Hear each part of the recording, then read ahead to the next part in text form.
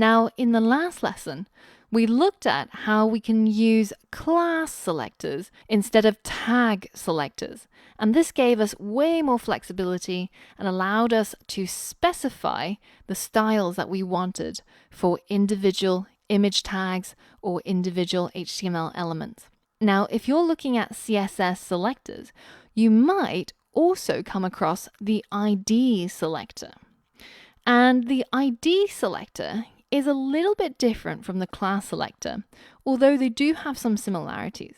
So let's try an example.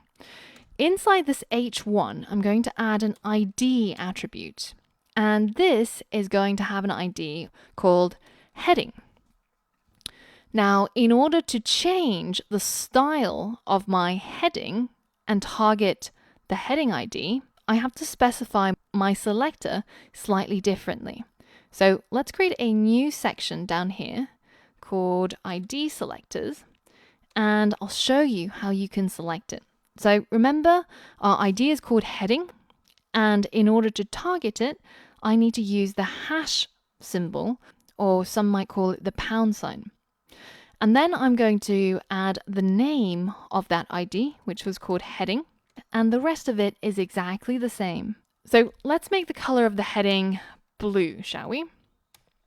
And let's hit save and refresh, and you can see that even though we've got the H1 still specified as having a red text color, because our ID and our class selectors are more specific, this style will override this one.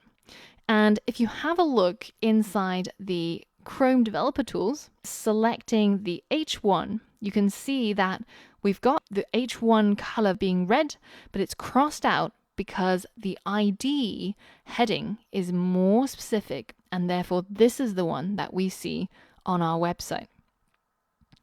Now, this is the same for our class selectors. For example, let's get rid of these comments to put this back online. And we can see that we're saying that all images should have a background color of red, but the bacon class should have a background color of green. And if I hit save and I refresh, absolutely nothing changes. And that's because if we have a look inside the Chrome Developer Tools and we select our bacon image, then you can see that the image tag selector is specifying that the background color should be red, but our bacon class overrides that because it's more specific, and this is saying that it should be green, and that is what we see on screen. So that is one similarity between classes and IDs. Now, people get very, very confused about when should you use IDs, when should you use classes, because they seem like they're kind of similar, right? Well, one of the big differences between the two is that you can only have a single instance of one particular ID name inside a single page. So I can't, for example, go into the paragraph tag and say that this one's ID is also called heading. And you'll see that Atom gives me this error saying that heading must be unique. I can only use this ID in one place. But whereas with class, it doesn't really matter. I can say that this class is bacon. I can say this class is bacon. Everybody's class is bacon. Doesn't matter at all. So you would use the ID to identify elements where there is only a single one of them on a particular page. For example, there's probably just going to be one heading. Or if you had a navigation bar, you're probably only going to have one navigation bar on your website. But for the class, you can use it to group related elements that are all going to behave or have a similar style. For instance, if you had a blog and you wanted to style all the comments on the blog pages, then they're probably going to look exactly the same as each other. So they might all have the same class value. So use classes when you want to apply the same style to a group of related items, and use the ID to apply a specific style to a single element on your web page. And some say the analogy is kind of like name versus passport, where anybody can have the same name, right? There's many, many Angelas, I'm sure, across the world, but there's only one person with my particular passport number, and that uniquely identifies me across all of the other humans in the world. So the similarities are they're both used to identify HTML elements that you want to style, and CSS doesn't actually care what you use. If I said ID equals heading here or class equals heading and applied the style, it doesn't actually matter. CSS doesn't care. The other similarity between IDs and classes, as we mentioned before, is that they are more specific than the tag selectors, and any of these styles will override any tag selector styles that are applied to the same element. The other thing that you'll notice is that some of these tags have predefined CSS styles that are applied by the browser. So for example, the H1, if we have a look inside our Chrome Developer Tools and I select the H1, then you can see that these user agent style sheets, this comes from the browser, and this is applied no matter what CSS style you put down. But if you do specify something using a tag selector inside your CSS file, for example, here for the H1, I said that the font size should be 200 pixels. And that overrides the default size for the browser. And it can be further overridden using IDs or classes.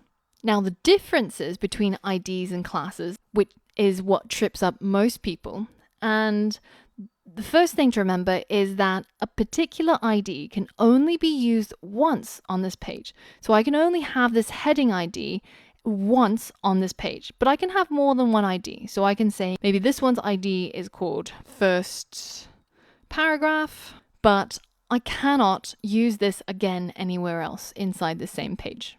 The other difference is that any HTML element can have more than one class, but it can only have one ID. So what does this mean?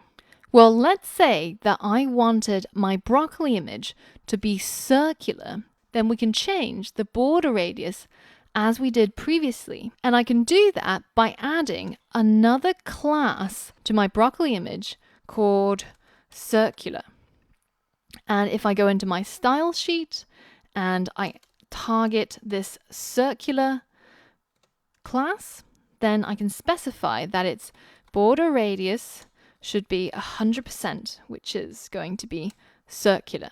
So now that circular border radius is going to be applied to this image alongside the styles for the broccoli class.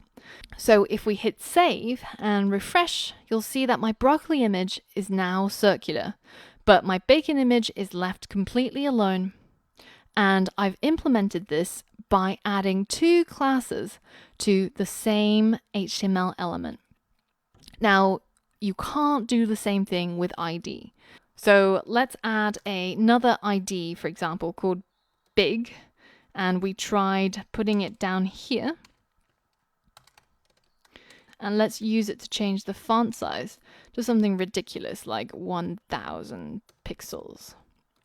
Let's hit save and refresh. You can see that all the styles for that heading ID are now removed because this is not a valid ID. You can't have more than one ID for a particular element. So that is another difference between classes and IDs. Now in practice, and when you look at CSS code in the wild, you'll see people use classes absolutely everywhere. You'll see tag selectors being used broadly to affect the appearance of HTML elements, but you'll see IDs used more sparingly. And in fact, the linter for CSS on Atom actually suggests against using IDs as a selector to change the style. Now, I don't entirely agree with that because I think there are cases where it can be useful, but you do have to think very carefully when you do decide to use it. Now, the last thing I want to show you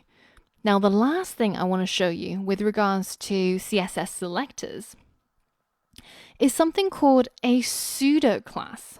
And if we have a look inside the CSS reference Amongst all of the different properties and their keywords, you can see that some of these have a little colon in front of them. And these are pseudo classes. And this is because HTML elements can have different states. So for example, when I hover over a piece of text or an image, that's actually a different state. And I can get the CSS to change based on the state, i.e. hovering over or not hovering over, by using these pseudo classes that have a colon in front. And the one that you'll see the most often is the hover pseudo class. And this is what it looks like. So you can select the hovered state of any HTML element in order to affect its style. So let's go ahead and do that for our image tag. Let's say that when our HTML image elements are hovered over, or you might know it as rollover or mouse over, but when our images are in this particular state, let's say that the background color should be maybe a gold color. Let's hit save and let's refresh our site and let's check it out. So if I go ahead and hover over my images, you can see that it changes the background color to this gold color simply by using that pseudo class of hover. So take a look at some of these properties and different ways of using selectors and use it to mess around with your website to personalize it even more.